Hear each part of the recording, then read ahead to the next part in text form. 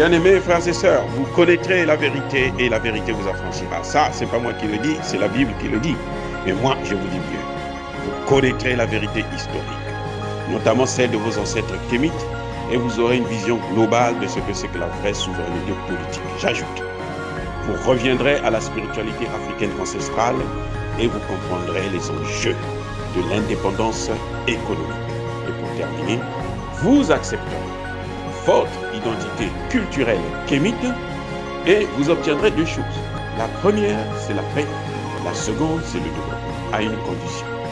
L'unité de toute l'Afrique noire, l'unité de tous les Noirs du monde entier. Otep à tous, bienvenue sur la chaîne des panafricanistes par essence, par conviction et par excellence. Celle des citoyens kémites par nécessité et obligation de combat. Nous sommes une chaîne qui n'est guidée que par nos ancêtres et rien que par les ancêtres qui appartiennent à l'égrégore du monde noir. Par conséquent, nous ne croyons en aucun Dieu venu de l'étranger. Toutefois, cette vidéo n'est aucunement destinée à inciter à la haine ou à la violence, car nous menons un combat qui est d'abord et avant tout spirituel, intellectuel et démocratique. Ensuite, il est politique, géopolitique et géostratégique, contre l'impérialisme, le colonialisme, le néocolonialisme et l'endocolonat, qui sont tous qualifiés de crimes contre l'humanité. Nous menons ce combat sur la base du principe fondamental que nous avons hérité de nos ancêtres kémites, qui est celui de la Mahat, c'est-à-dire solidarité, vérité et justice. Vous êtes donc en droit de connaître la vérité et nous avons l'obligation de vous dire la vérité, rien que la vérité, afin que justice soit rendue au continent africain. Et ça, c'est notre modeste contribution dans cette noble lutte en faveur de la souveraineté, la dignité, la solidarité et l'unité africaine. C'est exactement ça que nous appelons le panafricanisme. Bien-aimés frères et sœurs, le Burkina Faso vient de frapper fort. Eh bien, le gouvernement burkinabé a refusé l'accréditation du nouvel ambassadeur de France au Burkina Faso. Eh oui, et c'est ce qui attend la France au Niger, avec tout ce qu'elle est en train de faire, avec toute cette guerre qu'elle est en train de mener à ce même gouvernement. Elle attendra le retour de Bazoum pour pouvoir rétablir les relations diplomatiques avec le Niger. Vous savez, la France, Emmanuel Macron surtout, est, je l'ai toujours dit, le plus nul des chefs d'État français. Il est très, très nul. Il pense que nous sommes encore à l'ère du poisson, où l'Afrique était dominée, où l'Afrique a été divisée, où l'Afrique a été balkanisée, où ils se sont partagés l'Afrique comme un morceau de gâteau. Nous sommes à l'ère du Verseau. L'ère du Verseau, c'est l'ère de la justice, c'est l'ère de l'amour. Et que tous ceux qui ne rentrent pas dans ce cadre-là, de la justice et de l'amour de l'autre, ils n'ont pas leur place.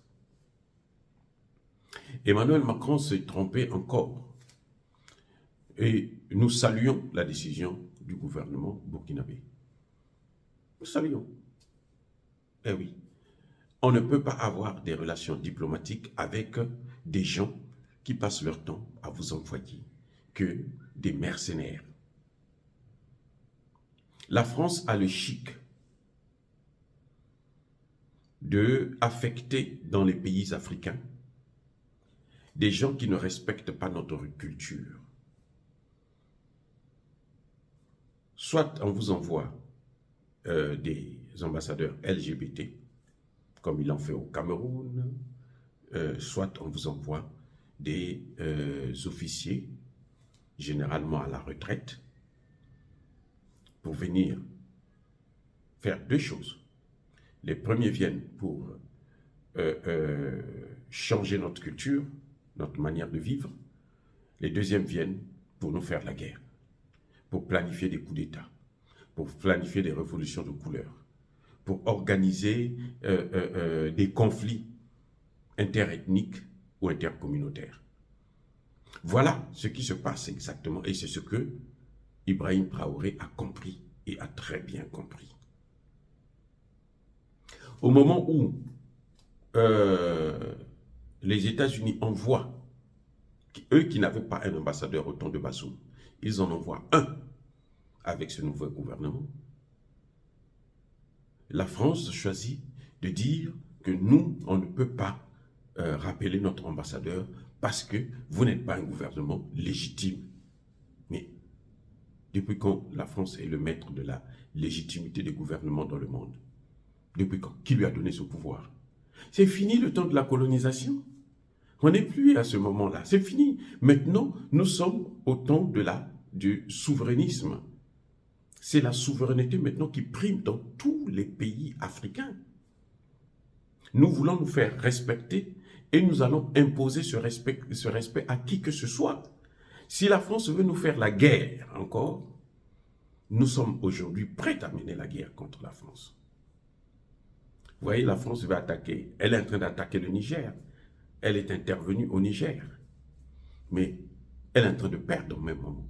Parce que les Noirs qu'elles utilisent, les Noirs de nègres de maison qu'elles envoient comme soldats ou mercenaires, ils sont tous massacrés.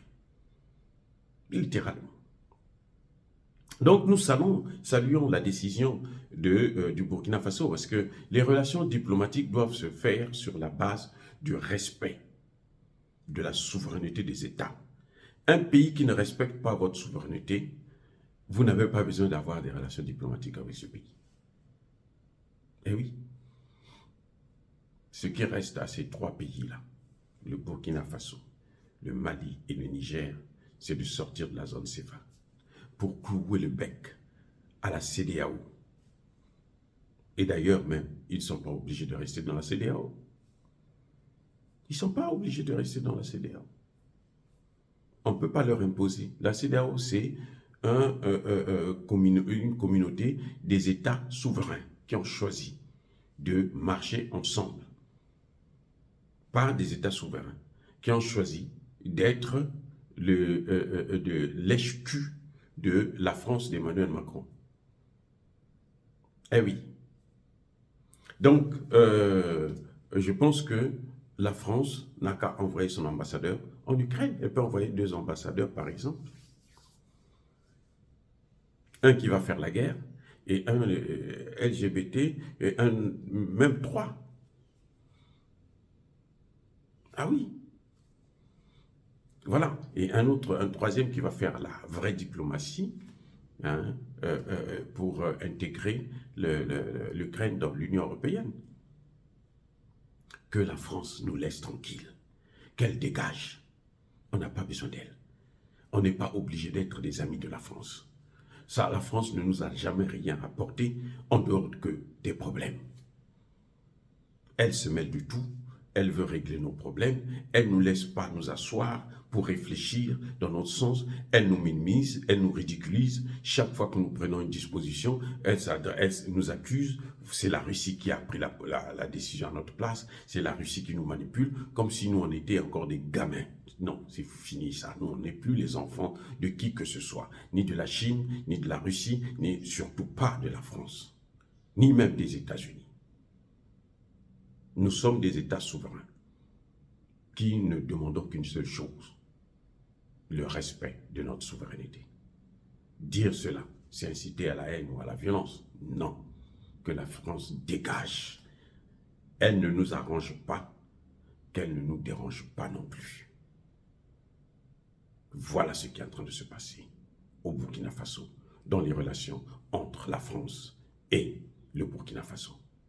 Il y a des gens, des pasteurs, hein, qui pensent que bon, si le Burkina Faso ne reçoit pas l'ambassadeur de France, alors le Burkina Faso va perdre des investissements dans la culture. Quel putain d'investissement dans la culture? Depuis quand?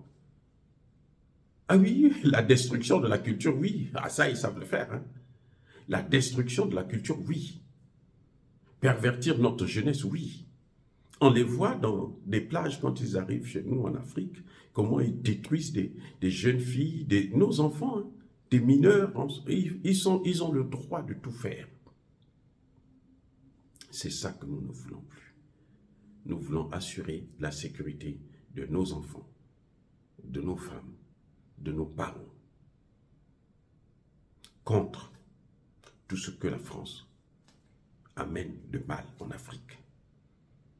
On a vu comment elle a détruit la Libye, la Côte d'Ivoire, et comment elle est en train de détruire. Aujourd'hui, la Côte d'Ivoire, c'est le pays qui perd le plus de jeunes dans la traversée de la mer, dans des bateaux de fortune. La Côte d'Ivoire. Donc, voilà ce que je pense que le Burkina Faso est en droit de prendre des dispositions pour s'éloigner le maximum possible d'un pays qui fait le champ. Vous avez vu pour Air France, par exemple, comment la France, Emmanuel Macron, demande à Air France de faire le chantage au Burkina Faso. Parce qu'elle pense que si Air France ne vient pas au Burkina Faso, alors les Burkinabés ne pourront pas rentrer chez eux. Non, il y a d'autres compagnies, M. Macron, mais pourquoi tu es bête comme ça? Il y a d'autres compagnies, il y en a même trop. Et ces compagnies-là n'attendent que la France ne s'écarte, parce que la France a des privilèges qu'elle s'est donnés, pas qu'on lui a donné, mais qu'elle s'est donnée dans nos pays. Et c'est ça que nous sommes en train de casser. Et c'est ça, on est en train de montrer à Emmanuel Macron que ces privilèges-là, c'est fini. Que le temps où nous on était sous tutelle, c'est fini. Emmanuel Macron pense que nous sommes encore des puissances sous tutelle. Non, c'est fini. C'est fini, Macron, c'est fini. Si tu as la tutelle à faire, fais-le avec les Français, dans les villes et villages français. Mais en Afrique, là, tu n'as plus ta tutelle, on n'a plus besoin de toi d'ailleurs. Parce que pour nous, tu ne vaux rien, tu n'es rien du tout. Tu ne nous as jamais rien apporté. 60 ans de soi-disant indépendance, nous sommes toujours dans le sous-développement. Mais alors, les 10 premiers pays, parmi les 10 premiers pays africains les plus développés, il n'y a aucun pays francophone. Vous vous rendez compte? Ça, ce sont les statistiques eux, ils donnent. Mais nos statistiques à nous, mais la situation dans les pays francophones, c'est encore grave. C'est alarmant. Alarmant. Tous les pays africains francophones sont endettés. Hyper, super endettés. Eh oui, dire cela, c'est inciter à la haine ou à la violence, non. Yaba, colère, veille, malais. Encore une fois de plus, bien-aimés frères et sœurs, soyez bénis. Je persiste et je signe. Soyez abondamment bénis par le Dieu de Kémite et par nos ancêtres angélisés. Mais que tous ceux qui persécutent le continent africain le pillent et le déstabilisent, qu'ils soient noirs, blancs, chinois, arabes, indiens, qui qu'ils soient punis, maudits, foudroyés, neutralisés, écrasés, effacés par ce Dieu de Kémite et par nos ancêtres angélisés. Vive l'Afrique éternelle. J'ai dit et j'assume.